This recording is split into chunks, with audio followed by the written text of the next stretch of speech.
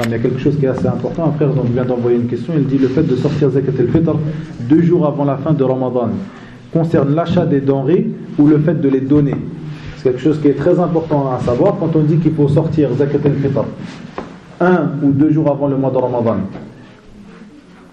et que ça c'est un temps qui est autorisé et le temps préférable c'est entre le Fajr et la prière de l'Eid, le jour du Eid, et bien tout cela pour remettre les choses au clair, avant le jour du Eid, le jour même du Eid, avant la prière du Eid, ou 1 jour avant ou 2 jours avant, si tu achètes les denrées et tu la donnes, ta zakat sera acceptée. Si tu achètes juste les denrées 2 jours avant par exemple et que tu la donnes le matin du Eid, avant la prière du Eid, elle sera acceptée aussi.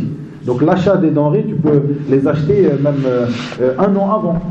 Tu as ces denrées parce que ce n'est pas obligatoire aussi pour toi d'acheter ces denrées pour les sortir.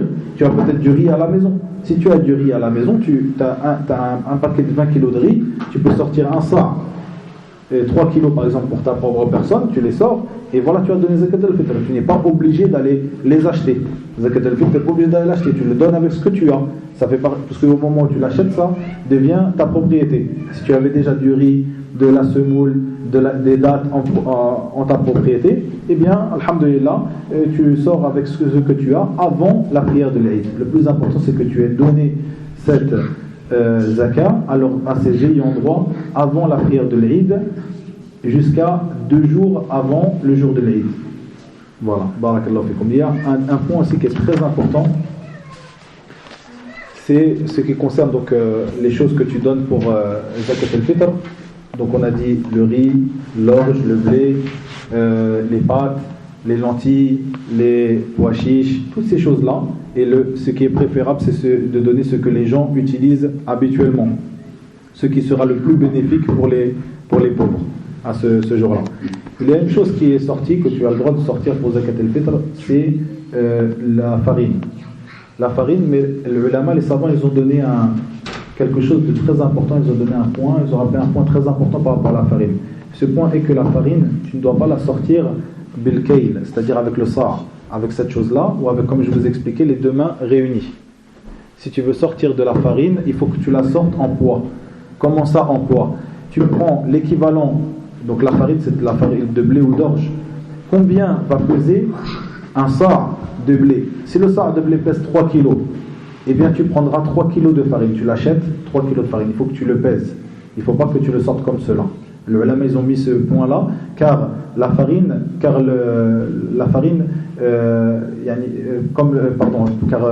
donc de blé ou d'orge, vous voyez quand vous prenez un sa' de blé, eh bien il y a des parties du blé quand elle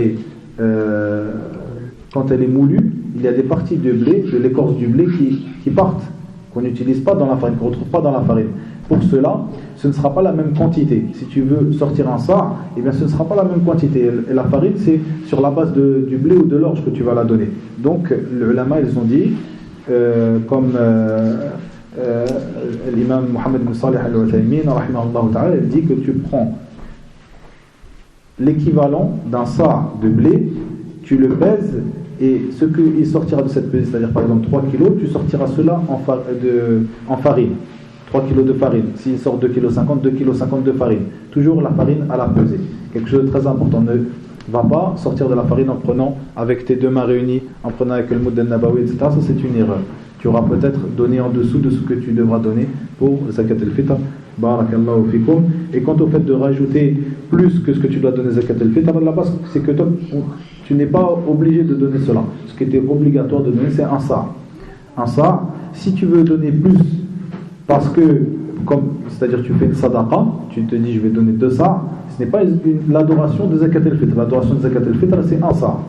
Et ce que tu vas donner en plus, tu le donnes comme une sadaqa, tu le donnes le jour de l'Fitr, tu le donnes 1 jour avant, 2 jours avant, 10 jours avant, 10 jours après, c'est une aumône.